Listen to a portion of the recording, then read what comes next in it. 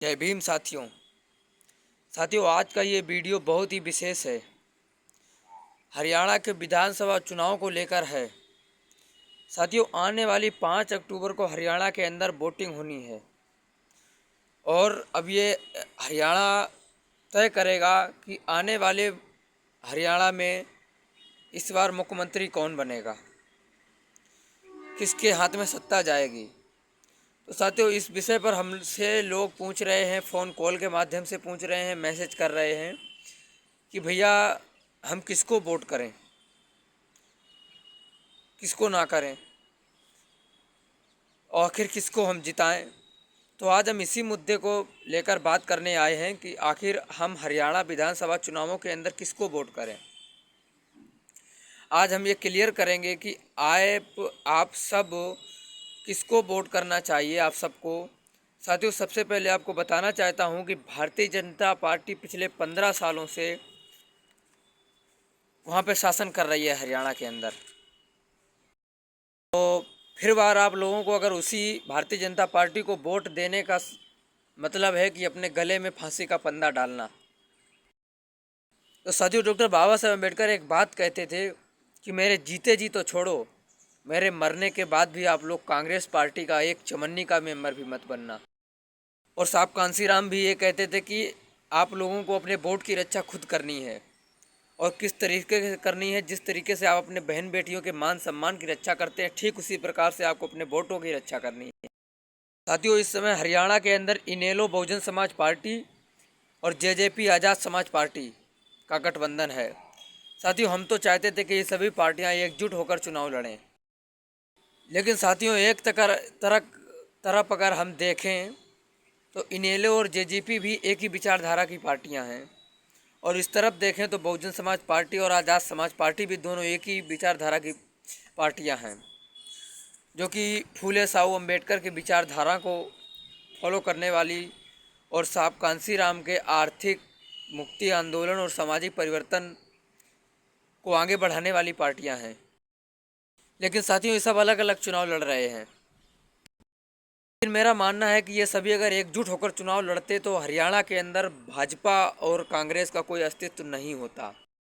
साथियों, हरियाणा के अंदर लगभग 21% दलित समुदाय की आबादी है और लगभग 22 से 23% जाट समुदाय की आबादी है।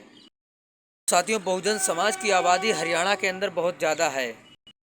बड़े ताजुब की और सोचने वाली बात यह है कि आज भी हरियाणा के अंदर डॉक्टर बाबा साहब अम्बेडकर साहब कांसीराम के समाज की पार्टियों की सरकार एक बार भी नहीं बनी। लोग ये फैसला करते हैं कि सामाजिक हित में और समाज के हित में ये इसलिए ज़रूरी है क्योंकि वर्तमान समय में दुश्मन ये साजिश कर रहा है कि फूले साहू अम्बेडकर के नाम पर जो राजनीति होती है, शोषित वंचितों और पीड़ितों के लिए, उनके राजनीति के लिए जो इस देश में राजनीति होती है, हमेशा उसका पतन किया जाए। ये दुश्मनों हमेशा साजिश कर रहे हैं जो दुश्मन हैं। हम बार बार ये बात कहना चाहते हैं कि हम चाहते थे अपनी ये सभी पार्टियां एकजुट होकर चुनाव लड़ें तो बीजेपी और कांग्रेस का हरियाणा के अंदर कोई भी अस्तित्व नहीं रहता। साथियों, काफ़ी लोग ये कहते हैं कि हम एक तरफ बहुजन समाज पार्टी यानी बसपा को वोट करें, एक तरफ कहते हैं कि आज़ाद समाज पार्टी यानी कि असपा को वोट करें।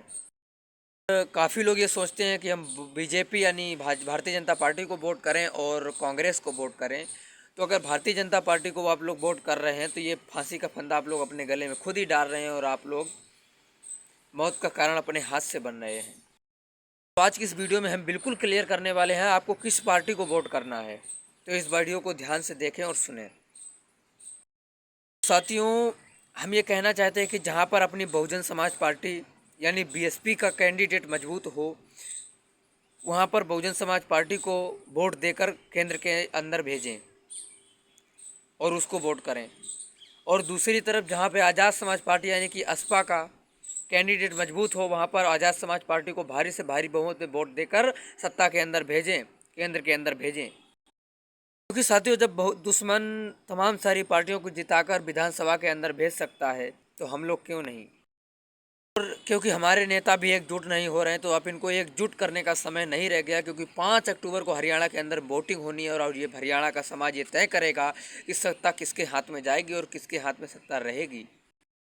मैं शिव शांत गौतम हरियाणा के सभी समाज को कहना चाहता हूँ सुने मेरी बात को, मैं इस सभी हरियाणा के पूरे समाज को कहना चाहता हूं कि जहां आज़ाद समाज पार्टी यानी असपा का कैंडिडेट मजबूत हो, वहां आज़ाद समाज पार्टी को भारी से भारी बहुमत वोट देकर विजयी बनाएं, और जहां बहुजन समाज पार्टी यानी बसपा का कैंडिडेट मजबूत हो, वहां पर बहुजन समाज पार्टी को वोट देकर विजयी बनाएं। क्योंकि अब समय नहीं है। हमने बार बार ये आपको बताया है कि मैं उम्मीद करता हूँ कि, और इस पर आप लोग सभी लोग ध्यान दें, मैं उम्मीद करता हूँ कि हमारी बात आप लोग समझ गए होंगे। सभी लोग को क्रांतिकारी जय भीम, जय संविधान, नमो बुद्धाय। सभी जानकारी का अपडेट पाने के लिए हमारे इस चैनल को सब्सक्राइब करें। मैं आपका भाई सुशांत गौतम। जय भीम।